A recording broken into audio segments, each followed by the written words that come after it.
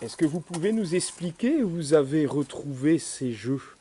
Alors, ces jeux-là ne nous appartiennent pas, puisque nous sommes une association qui retrace essentiellement l'histoire des industries amandinoises. Par contre, on travaille avec une collectionneuse qui s'appelle Madame Sabine Legette, qui nous prête ces objets en fonction des thématiques et en fonction justement des expositions qui sont réalisées. Donc elle a une richesse de collection extrêmement importante et elle nous prête donc par rapport au thème sur lequel nous travaillons tous ces jouets. Donc sans elle, on ne pourrait pas réaliser ce type d'exposition puisque ce sont des objets de collection. Donc, donc le train était entraîné sur une plateforme qui tournait et en tournant, il y a un aimant en dessous qui faisait un quart de tour et qui entraînait donc la locomotive pour repousser le wagon dans l'autre sens. Le billard Nicolas. Donc le billard Nicolas, logiquement c'est une bille de bois, mais on a mis quelque chose d'un peu plus léger parce que c'est pas facile.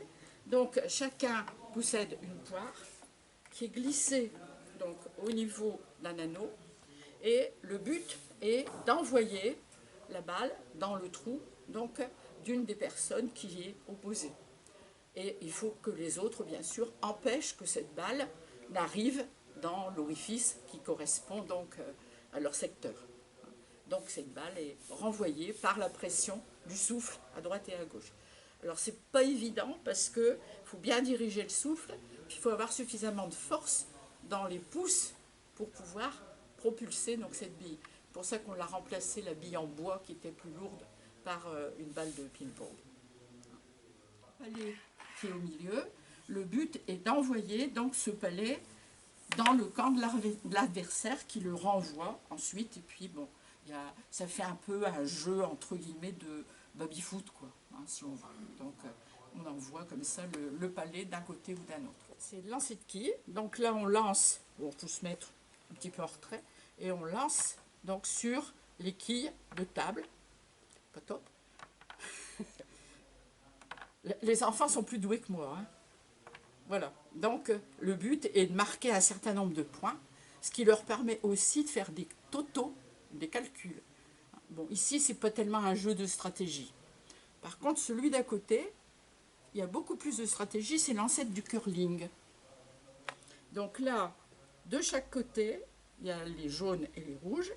Ils doivent tirer avec l'élastique. Bon, là, c'est pas assez fort, mais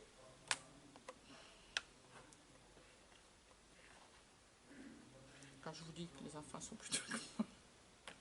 Voilà. Et on ne doit pas arriver chez l'adversaire, mais on doit mettre les pions en centre. Hein, ce qui permet, là aussi, de comptabiliser, d'avoir un certain nombre de points. Là, on est 10. Là, j'en avais.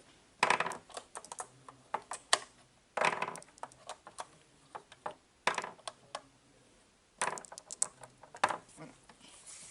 Et là...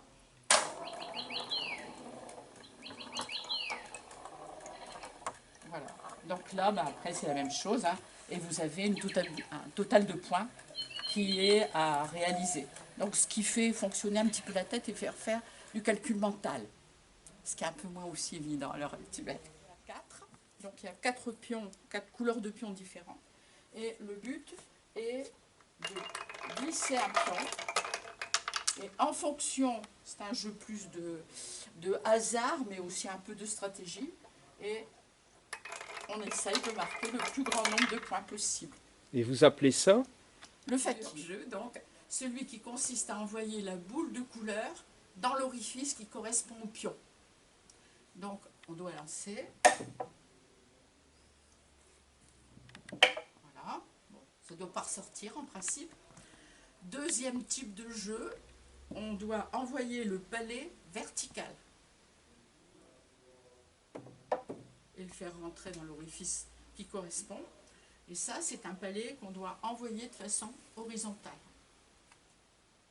Donc là, on a différents types de jeux avec toujours le même support.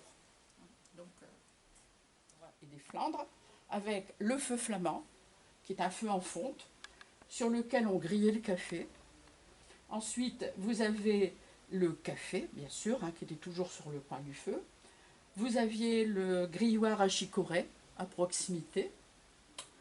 Et l'enfant, s'il était venu au monde un petit peu précocement, se retrouvait donc à côté du feu, parce qu'il n'y avait pas de couveuse. Donc automatiquement, il était mis à ce moment-là, à côté. Et vous aviez les objets qui permettaient de se détendre, hein. Donc le jeu de dames, le jeu de petits chevaux, exceptionnellement, parce qu'on est dans un milieu plus, je vais dire, ouvrier, les jeux d'échecs, mais bon, ça faisait partie aussi des jeux qui étaient utilisés à ce moment-là.